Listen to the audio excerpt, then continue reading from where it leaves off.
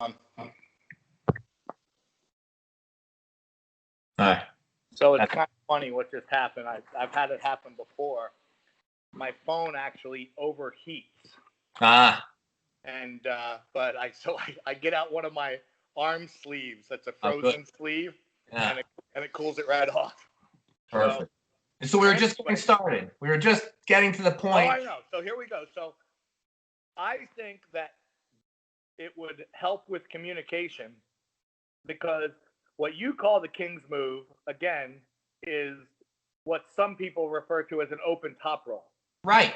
Exactly. Versus, see, most people only are referring to the king's move once you are leveraging off your elbow joint. Right. So let's call that the king's move.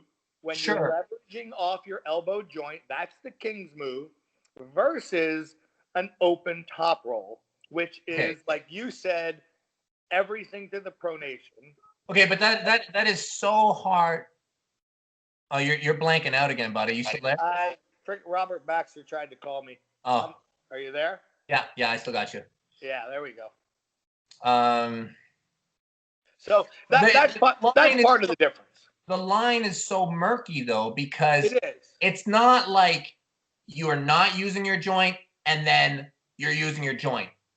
It's like the closer you get, the more you're incorporating your skeleton into the match. Like, it's not like it's like everything is all muscular and then now you're using your skeleton. They're together, and that line where it becomes a king's move to me and where it's an open top roll, I mean, is murky. And it is murky. I totally agree with you. I can tell you the very first time I ever used my joint, got to the end of my arm. I was in a match. It was a long match. It was a gut buster, and we were both dying.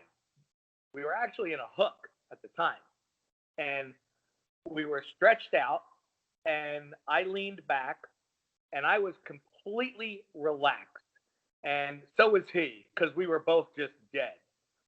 Well then, without using any, in my opinion, without using any muscle, he tried to hit me, and my arm didn't move, but I was still relaxed. And I thought, I wonder what happens if I just lean to the left right now. I leaned to the left and pinned him. And in my opinion, I was not using muscles and tendons there. I was so dead. I was literally on my joint and just leaned to the left.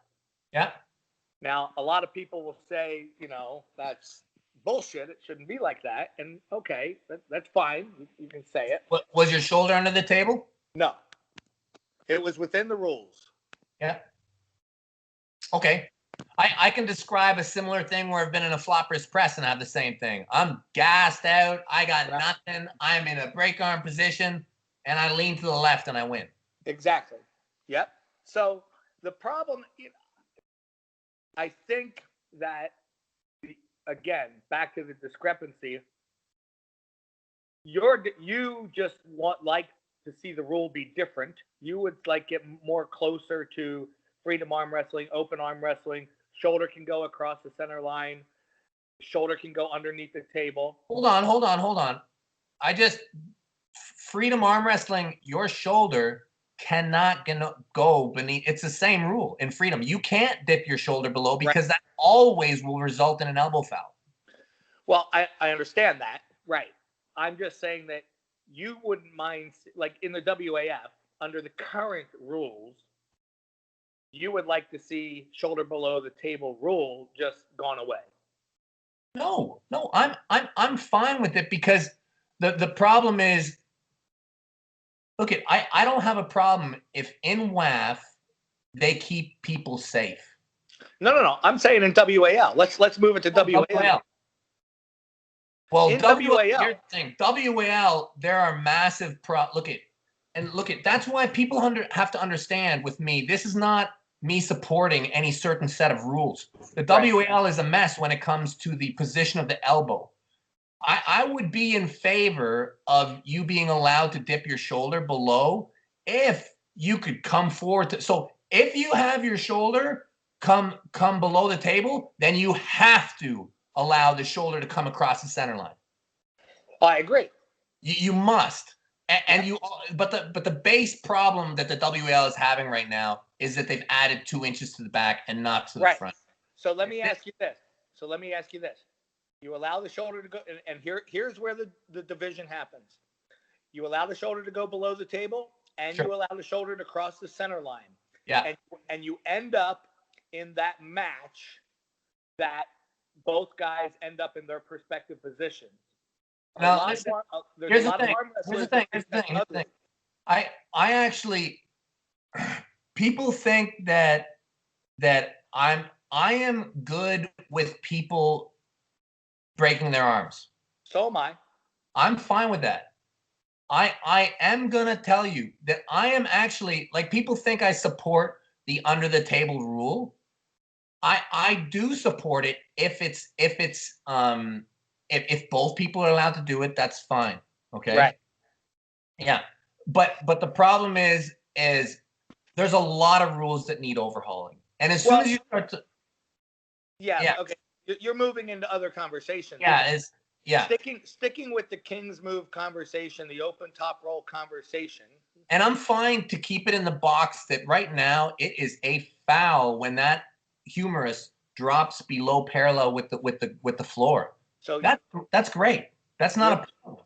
So you're fine with that. However, if it was Devon Larratt's world, you would rather have shoulder can go below as long as shoulder can go across.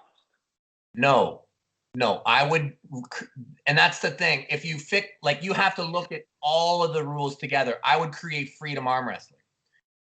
Okay. Because there's actually problems with the leveraging off the table edge. And and while I say yes, both guys can do it, it's fair in that for that reason. I also see that it's a mega powerful thing to be able to do that, and not everybody is going to have the same strength. I cannot expect Jerry Cataract to arm wrestle in a way in the King's move. I don't want everybody to be able to arm wrestle in the way of the King's move. You need to have the ability to move all the way forward. If somebody can leverage off the table back, you need to be. They're actually not really they're not really playing within the surface of the elbow pad anymore.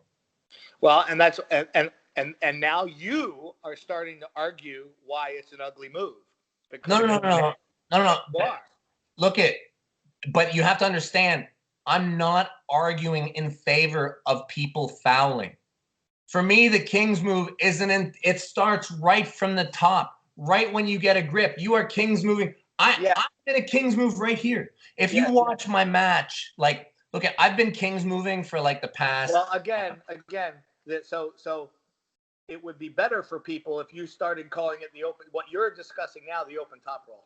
It's the same thing. It's the same thing. Open top roll leads to the end of your range of motion. Your arm.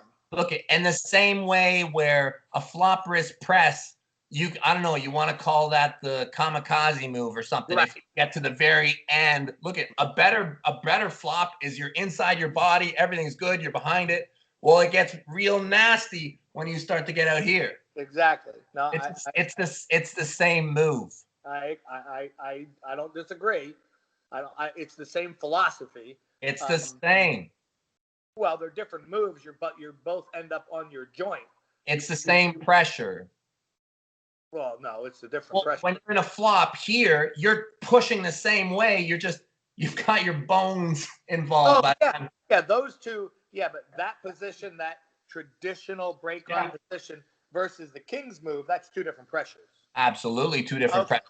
But I'm saying that the difference between this and this is the same as this and this. I'm doing the same thing. It's just an order of magnitude. True, but the first one, again, we're going back to the rules now.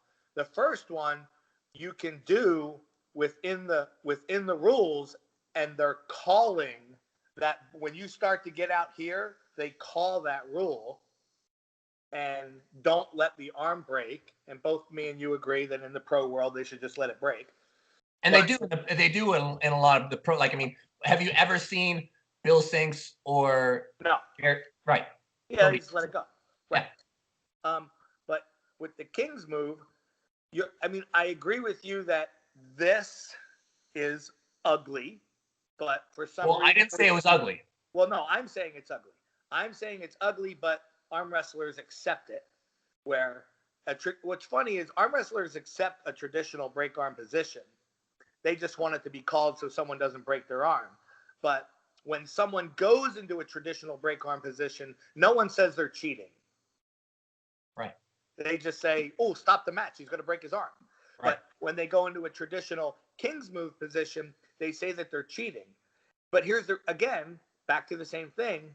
99% of all arm wrestlers are cheating when referring to the rules. They have broken a rule and should be fouled when they get to the end of their arm. And a lot of times it's not being called. I mean, I've seen Mike Solieris, whose arm goes straight, go straight down into the King's move, leverage off of his arm, pop the wrist back of the other guy, and stand right back up instantly. Okay? Yeah. So you know the exact one I'm talking. Should that be allowed? Right. So I would say that in the current rule system, it should be a running foul. In WAL? Yes. Okay. That should be, if called correctly in the WAL, that should be a running foul. And so then if Mike Solieris wins that match, he got a foul and you got to keep going anyway. Exactly. So that's where it really gets tough, because you have penalized him for doing that move. Right. Because now he's on a running foul. Okay. However, he did gain a big advantage by doing something that caused him to get a foul. Yeah, so he got a foul for it. That's why he got issued the foul, because he gained an unfair advantage. And what happens, the problem though now, is the other guy's wrist has been compromised, unfairly compromised. Yeah, the same way as if we're going to start a match and I'm firing off on you in a fast start, or if I'm in a hook and I get an unfair advantage. It's all the same thing. It's the same story. You get penalized for doing unfair movements. Yeah, but all of those stop the match. The ones you just mentioned. Lifting your elbow does not stop the match. Well, back, you're talking WAL. We're on running foul system right now.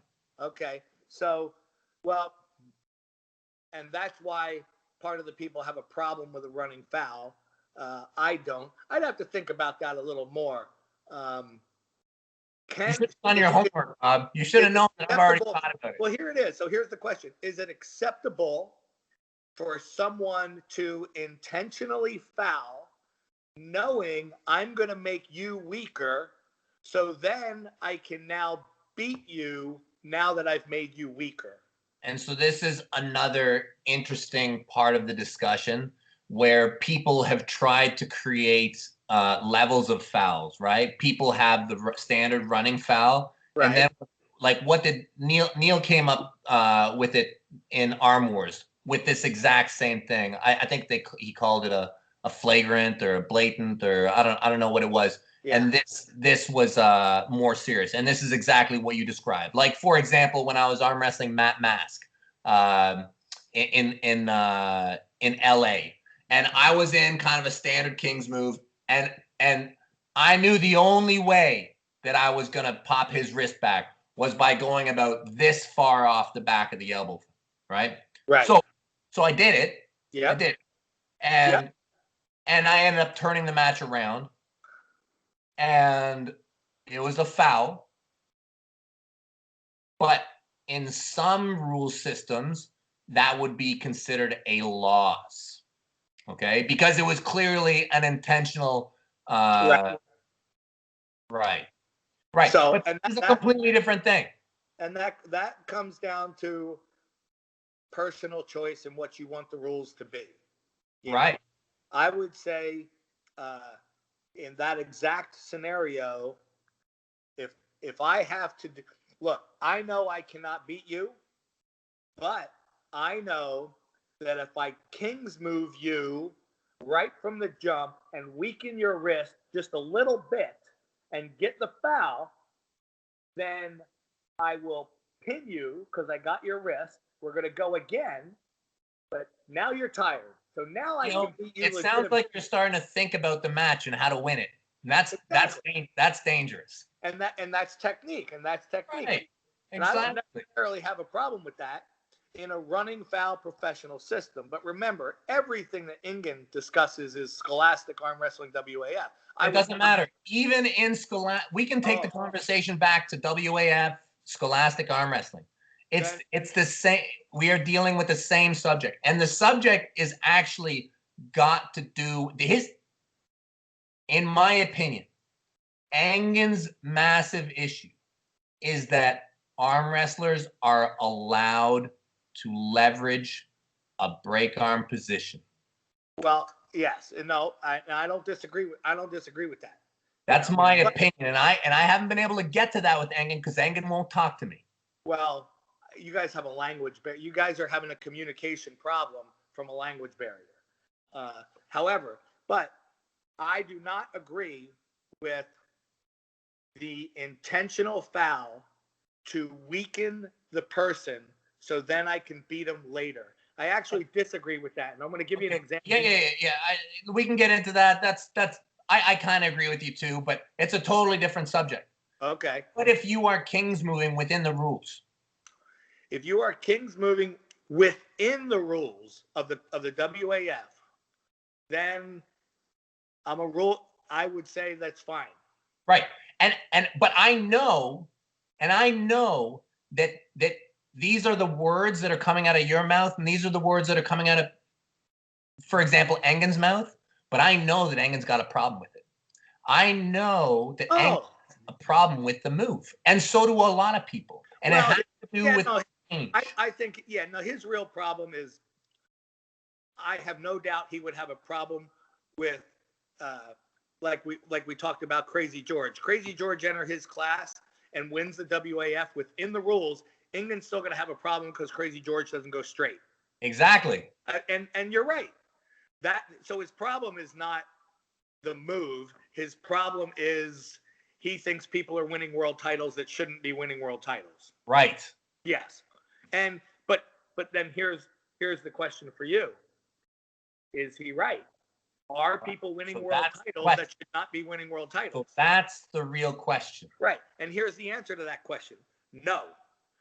If Crazy George's arm goes straight and he attempts to do his king's move, he does not win a match at the WAF Worlds. Michael Todd, if he tries to do a king's move, and if his arm does go straight, he does not win a world title. He does not win a WAL title. Me, if my arm goes straight and I attempt to do a king's move, I do not win the last world championships that I just won. So then it becomes, well, then if this is someone else is going to argue this. Well, if that's true, well, then it's not fair and it shouldn't be allowed. What's not fair? Well, let's say you agree with what I just said. Yep. Crazy George, Michael Todd, myself, Pascal Gerard, all of a sudden we can't win what we've won because using a king's move, if our arms went straight and we tried to use the king's move, if all of a sudden we start losing all of our matches, well, then it must just simply be the fact that our arms don't go straight is the reason we're winning. Hold on. Let's just say that you do the king's move, but that's as straight as your arm goes. I know. I'm trying to create a point here. I'm trying to create a different point, though. Let's assume, again, let's just stick with one person, Crazy George. Let's assume that Crazy George's arm, now his arm goes straight. Magically, somehow, his arm does, in fact, go straight. Yeah. He goes to the next tournament. Yeah. He tries to do his king's move, but because his arm goes straight, everybody pins him. Right. Okay? Yep. first, do you think that would actually happen? If Crazy George's arm automatically starting tomorrow was going straight, do you think he wins the Arnold? Well, for one, George is not what he used to be. I don't care if he was the greatest version of George Zakowicz that ever lived. If his arm in that moment of his greatest time, in that moment, if his arm magically went straight, he doesn't win a match. So I'll say that I probably agree with you. Okay, so hold on now. Since you and I'll go, you said probably. Since now that you probably agree with me, then you must agree the only reason he won those matches is because his arm did not go straight. You have to agree with that. And if the only reason he won those matches is because no. Didn't go straight, then it's a little bit more complicated than that. But not much more complicated than that. He certainly is benefiting from his reduced range of motion. There's no question. So that's what people get upset about. So all of a sudden now, you've got a guy winning tournaments that if not for his bone lock, he would not be winning those tournaments.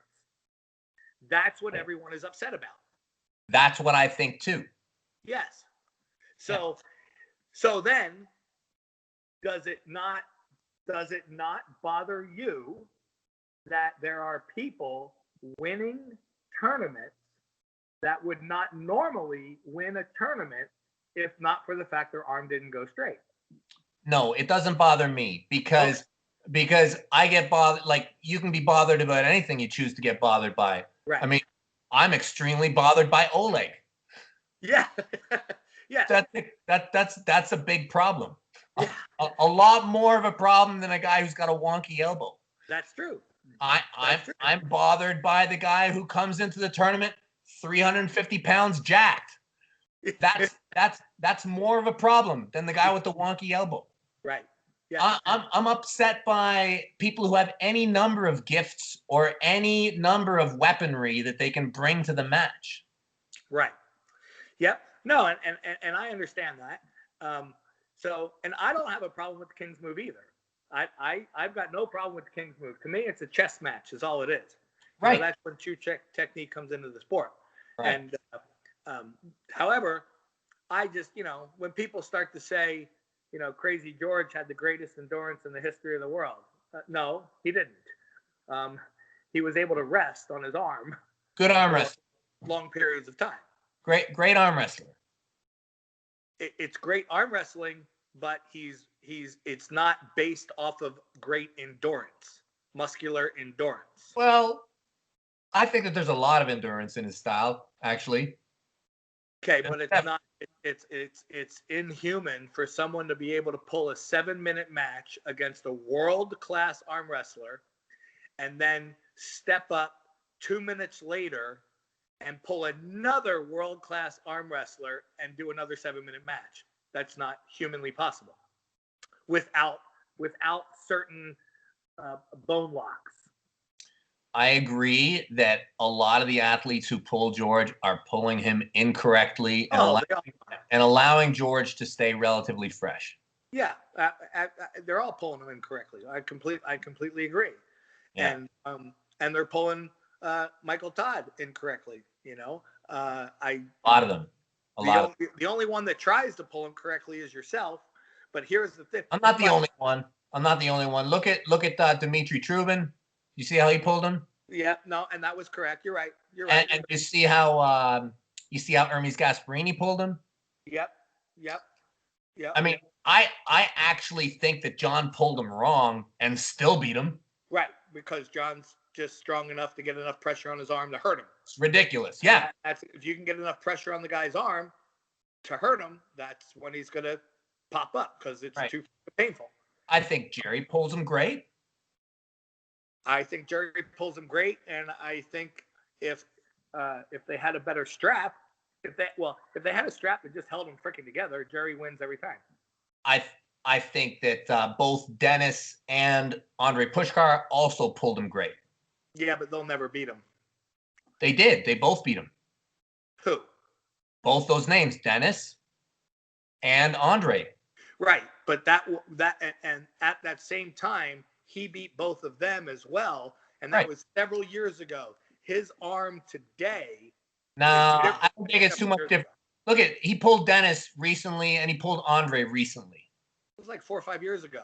Yeah, it's not that much difference. Well, my point is in the King's Move world, once he starts to learn how to use that arm, it drastically changes. It's like someone who is a hooker and finally learns how to top. I think that Dennis, if he was healthy in the same kind of form, would still probably do just fine. And I think if Andre was back and in a similar condition, I think it would look similar as well. I think it would look similar, but I think Mike would win. You think that look at Dennis can King's Move too. And ironically, here's the beauty. So there's an interesting thing. Dennis and Plinkoff, and I'm going to use the word open top roll. Dennis and Plinkoff can open top roll and not get to the extension of his arm. He is literally using muscle and tendon because his arm does go straight. I don't know if it does. I'm pretty sure it does. I'm pretty sure it doesn't, but. Okay, well, I guess I would have to know the answer to that question to see if he's King's moving or open top rolling, because again, in my mind, King's Move is when you get to the end of your arm. I thought his arm went straight, so maybe I'm wrong there. But, one more question and then we'll end this thing because I think we beat it pretty good. Yeah, I think we've gotten through it. Okay, so Michael Todd against Levon. Yeah, I think Levon is probably in that category where he's strong enough to hurt him. You think Levon can beat Michael Todd? I do, and that's based off of the way I see Levon is I see Levon as this really nice guy who doesn't really get fired up too much. Like you watch training videos of him. He even grabs Gennady. He's not even serious when he pulls Gennady. Right. I even see him in competition, like in the top 8, not even serious. Like, I feel like he didn't even wake up until the finals. Like, he was, like, when he pulled Angerbayev, he basically came up and arm wrestled the way I arm wrestle guys in the club. Like, I mean, I feel like he was serious round 1 with Tim Bresnan where he whacked him. And then after that, it was like, whatever. I watched the lifts that he does, like specific lifts for arm wrestling. Right. And that is a freaking gorilla. He is a gorilla training for arm wrestling. Well, yeah, so here's why I think Michael Todd's going to win that match all day long. Is his wrist is susceptible. Levon's susceptible. We all saw it go back a little bit against that other tall guy. Vitaly? Yep. And but the thing is when it did go back, he stayed on his up pressure. Yeah, no, I understand that. So as long as he does that, he's fine. Yeah, but eventually Michael's going to bust his wrist back. Even if he stays on his up pressure, then both of the wrists will go back. And the only way Michael loses is Levon's going to have to come up and Jerry Cataret him, and he don't know how to do that. I'm super interested. It's obviously the biggest match. Yeah. I really want to see it. Do I think Michael can win? Yes, I think he can win. Do I hope he wins? Yes, I hope he wins. I'm cheering for Michael like crazy, obviously. I just when I look at the guys, I know them kind of both, like, to me, I just feel like Levon is a magnitude of strength beyond, and not like some random strength. Like, I'm talking like he is precisely strong, and I don't buy into the argument that Levon doesn't know how to arm wrestle. Oh no, I think I am of the mind frame that Levon doesn't need to arm wrestle with 99.99% of the arm wrestlers out there, so we never really see it. But I feel like we did see him wake up against Vitaly. Right. I feel like I when I watch that match, I'm like, everything's great. Looks like a fucking stud. But anyways. Well, to finish off what we started, my opinion. Here's me. My opinion of what the rules should be for WAF and WAL and PAL is that the humerus bone cannot go at a negative degree angle, which means the shoulder cannot go below the elbow pad. Yeah. That's just me. We're still not solving the problem. Well, You understand that, right? I'm just giving you my opinion. So, and as soon as you do dip down below, it shouldn't be a warning of any kind. It instantaneously should be a foul. Well, that's what the rules are in the WAL. Well, then they need to call them. And that's a totally different thing. But that is the rule. The rule in the WAL is exactly what you described. Right. Then they just need to call it. But they don't want to call it because they want entertaining matches. Now, listen, they haven't missed calls that much, really. Like, I mean, yes. Really? You still think you weren't pinned against Todd Hutchins? Oh, no, I think I was pinned. I've never said that I don't think I was pinned. Okay, good. No, I think look at whatever. Yeah. But don't blame me. No, I'm not blaming you. I was blaming Bart. I was screaming at Bart. Look at whether it was a pin or not, okay? My shoulder didn't dip below the table when I pulled Hutchins. Not against Hutchins, no. It was against. Yeah, it went. I know. I played with that line. I think once or twice with Dave. Right. And that should have been then a running foul. Right. Yeah. Right. So, but okay. in your perfect. So the only separation between you and Ingen is the fact that you were having two different conversations and he didn't realize it. I really was hoping to define it with Ingen because I'm still not sure. Listen, what I believe is Engen's issue, and this is legit. This is something that I wanted to get to. Is I believe that Ingen has a problem with arm wrestling who do not have a full range of motion. This is what I believe, and it probably is. And there's some right, and that's what I believe, and there's something to talk about there. And I think if Ingen truly has a conversation with himself, and I love Ingen.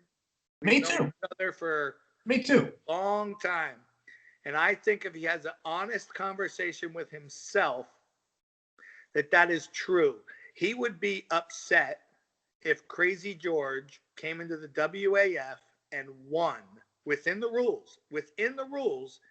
And I think Crazy George, 5-10 years ago, we know he could have done it because he beat the world champs. I think one of the world champs came to the Arnold, that Artem Tainoff guy. That's right. And he beat him. And he beat him within the rules. So I think that is probably his real problem. And I don't disagree that is a problem. There's an issue there. To me, I look at it like this. You're a 10-foot tall guy in basketball, and all you do is stand underneath the net, grab the ball, and drop it in the hoop. That's all you do. You are now the single greatest point scorer in the history of basketball. You're scoring 200 points a game because no one can stop you, but it's within the rules. It becomes, yes, it's within the rules, but it's annoying. And look at, I've gotten there, okay? Yeah. I've been around the King's move forever, okay? I know that this is the issue. The issue is, do you let disabled athletes compete in the open class? Well, because if you don't, then Oleg can't compete in the left-hand open class. And neither can Michael Todd, and neither can I. And not as soon as you start to lose range, and you could do it at either end. Okay. Yes. As soon as you start to do stuff like this, it gets really, really messy. So it becomes very murky, which is why we have the rules. And while are not solving it. That's why I created freedom. Yeah, Freedom no, gets around all this stuff. that's another. We need to do another show for that one. So Yeah. I think you're right. I think Ingen. However, Ingen might be upset if Crazy George was to win the world title within the rules. However, I think Ingen would accept it.